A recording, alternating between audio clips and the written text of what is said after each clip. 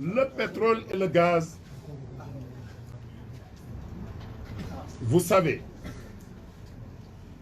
j'ai assisté à un débat tout dernièrement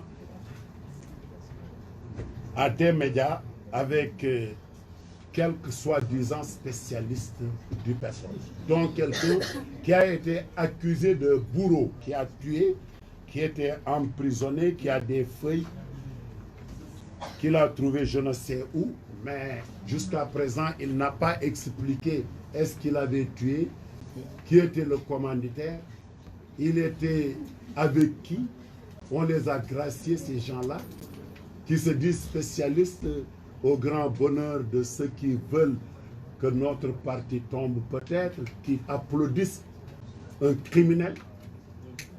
Oui. L'autre, c'est Abdoulaye, que je cite nommément, impliqué, je dis bien, accusé, impliqué dans le blanchiment d'argent du Tchad.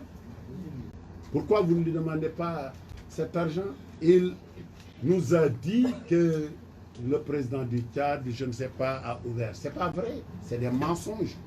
Celui qui ment sa femme, qui ment au peuple, est un menteur.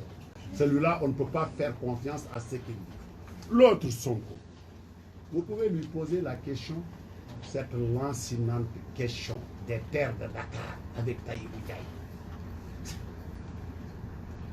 Les gens auraient dit que c'est lui qui partageait la part des inspecteurs des impôts. Il en faisait ce qu'il veut. Un inspecteur des impôts aurait dit que tous ceux qui contestaient, il les met dehors. Vous avez suivi ça? Pourquoi vous ne mettez pas ça en selle? L'autre problème, Sonko a menti à tous les Sénégalais. Il dit qu'il a utilisé 100 et quelques millions pour là. C'est faux. Moi, j'ai mis plus de 300 millions de juillet. Quand j'ai mis mon mouvement aux élections, 300 millions. Dites-moi où j'ai trouvé mon argent. Lui, il vous dit 100 et quelques. Et moi, je n'ai fait que Dakar et Touba. Lui, il a fait la diaspora. Il a fait le Sénégal. Il roule avec une 4x4 de 80 millions. Il voyage, les poches remplies. Les gens ne se déplacent pas. C'est nous qui payons les déplacements des militants. Et lui, il le fait. Il organise des meetings. Si tu mens aux gens, parce qu'il y a quelque part des gens qui sont derrière toi, qui te donnent de l'argent,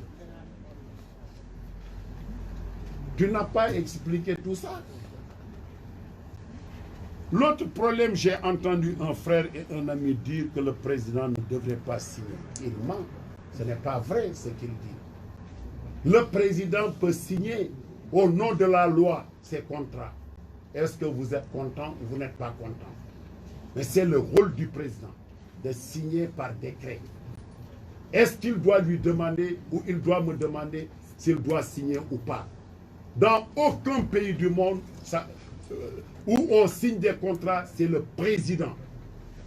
Il peut se faire assister par des techniciens qui connaissent. Mais celui qui te dit qu'il ne devrait pas signer, est-ce qu'il est spécialiste en pétrole? Qu'est-ce qu'il a opposé au président? Il n'a même pas fait l'école. Il ne peut pas dire qu'il ne devrait pas signer. On ne l'a jamais connu comme étant un expert, surtout du pétrole. Et il ne connaît même pas les tenants et les aboutissants de cette signature. On aurait dû me dire au Nigeria, on a signé comme ça. On aurait dû me dire en Arabie Saoudite, on signe comme ça. Mais tu dis, on ne doit pas signer. Le pétrole, c'est une lancinante question. Ce n'est pas Moustapha Cissé Lo qui peut vous dire comment on signe, pourquoi on signe. Et je suis très content et je félicite Atepa. Atepa n'a-t-il pas dit que si ce n'était pas Franck Timis, on ne parlerait pas de pétrole? Mais oui, on a vendu des biens de l'État à un franc symbolique. Tous les régimes qui se sont succédés l'ont fait. Nos terres là de Dakar, c'est des milliards. Pourquoi on ne t'a pas vendu, on vend à quelqu'un? Pourquoi on n'a pas fait appel d'offres? Tout le monde vient demander pour qu'on donne. Donc il faut arrêter ce débat. Ce débat, c'est un débat politicien. C'est des lobbies qui sont derrière et nous devons faire attention. Parce que je pense aujourd'hui qu'on a la chance d'avoir du pétrole. On a signé des contrats de recherche. Le pétrole est là. Nous devons veiller à rationaliser et à favoriser la transparence pour qu'on puisse tirer le meilleur profit de ce pétrole. L'autre question, je me pose une seule question. Est-ce qu'un frère du président de la République a le droit de travailler dans l'État? Oui. Ça, je dis oui. Est-ce qu'on peut lui confier des responsabilités? Oui, je dis oui. C'est normal, parce qu'il est allé à l'école et c'est payé par l'État. Il revient avec ses diplômes. Un commis de l'État, ministre conseiller de Wade, il a occupé d'autres fonctions. Son grand frère est président de la République, il peut l'utiliser. D'autres l'ont fait avant lui. Où est le problème? L'autre problème, est-ce qu'un opérateur économique a le droit de toucher des commissions? Moi, je touche des commissions. Moi, personnellement, oui, je touche des commissions. Oui. Si je règle de l'argent pour quelqu'un, il faut qu'on me donne, qu'on me restitue une part. Je vis de ça. Moi, je vis de ça. Je vis. Moi, je manipule des centaines de millions. Pourquoi on ne me dit pas où tu trouves cet argent? Posez-moi la question. Pourquoi poser ça à l'URSSAF? On peut me donner, je peux recevoir des commissions, je peux avoir des bénéfices.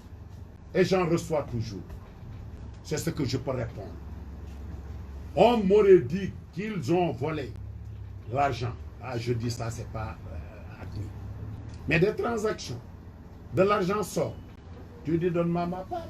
Parce que tu es partie prenante.